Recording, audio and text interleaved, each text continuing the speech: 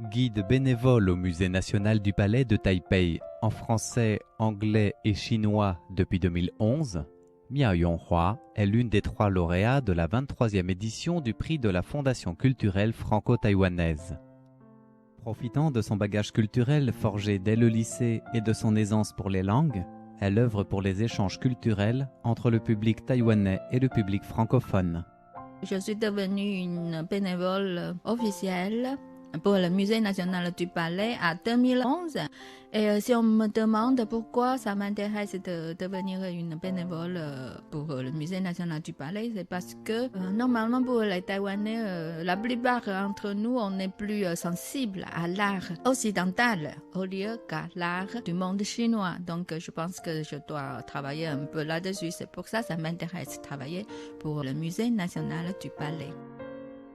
C'est ainsi que, jusqu'à aujourd'hui, Miao Yonghua accueille régulièrement des délégations francophones en visite à Taïwan pour leur faire découvrir les trésors des collections du Musée national du Palais de Taipei. Par ailleurs, Miao Yonghua est aussi animatrice de l'émission L'heure des musées qu'elle présente depuis 2012 au service français de Radio Taïwan International.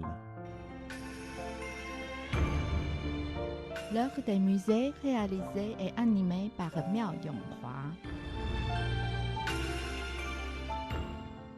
De nombreux visiteurs du Musée national du Palais se demandent comment les œuvres de peinture et de calligraphie centenaires peuvent être si neuves.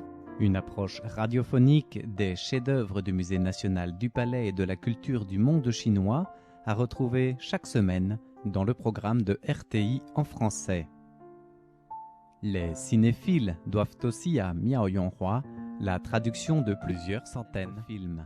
Miao Yonghua compte aussi à son actif la traduction d'une vingtaine de livres du français vers le chinois mandarin, comme Vol de nuit ou Le Petit Prince d'Antoine de Saint-Exupéry, ou encore Au revoir là-haut de Pierre Lemaître.